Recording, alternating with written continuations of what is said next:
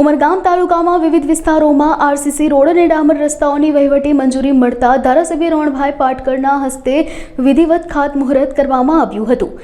આ ખાતમુહૂર્તમાં કરંબેલા ઓવરબ્રિજથી અણગામ સુધીનો 1.50 કરોડના ખર્ચે બનનાર આરસીસી રોડ, નાહુલી સ્મશાન ઘાટથી ફળિયા તરફ જતો 30 લાખનો ડામર રસ્તો અને મોહનગામ ખાતે 30 લાખનો આરસીસી રસ્તાઓનો સમાવેશ થાય છે। તેમજ ધારાસભ્યના હસ્તે કુલ રૂપિયા 2.10 કરોડના ખર્ચે થનારા આ વિકાસ કામોમાં ખાતમુહૂર્ત પ્રસંગે તાલુકા પંચાયત પ્રમુખ, સંગઠન પ્રમુખ, જિલ્લા પંચાયત સભ્ય સહિત મોટી સંખ્યામાં કાર્યકર્તાઓ અને અધિકારીઓ ઉપસ્થિત રહ્યા હતા।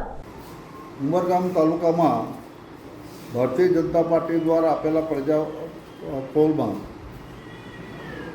અમે દરેક ક્ષેત્રે વિકાસ કરીશું, આ મુખ્ય મુદ્દો ભારતીય જનતા પાર્ટીનો રહ્યો છે। એ દ્રષ્ટિએ 25-26માં અમે ઉમરગામ તાલુકાની અંદર ટોટલ 125 જેટલા કામો મંજૂર કરાવેલા છે। તેમાં કેટલાક કામો સીસીના છે। સીસી કામો ચોમાસામાં થઈ શકે એટલા માટે આજે અમે 2,20,00,000 રૂપિયાનું કામ અમે ખાતમુહૂર્ત કરી આવ્યા છે।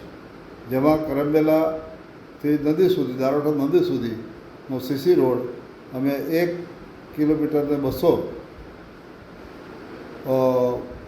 કરોડ રૂપિયાની અંદર મંજૂર કર્યો છે અને એની ખાતમુહૂર્ત કરી છે। દિવાળી પહેલાં રસ્તો સીસી થઈ જશે।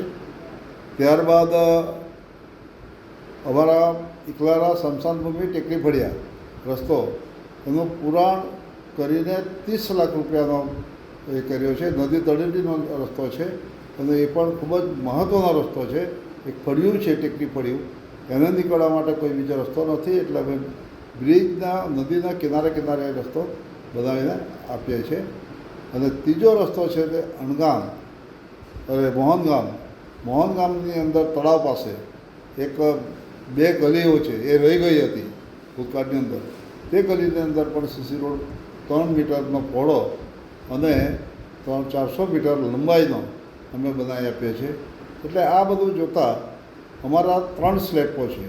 એક સ્લેબ છે સીસી રોડના, બીજા છે માર્ગ મકાનના અને ત્રીજા જે છે એ ગયે વખતે રહી ગયેલા કામો અમે કાર્યવાહી કરીને પૂર્ણ કરવાના છે।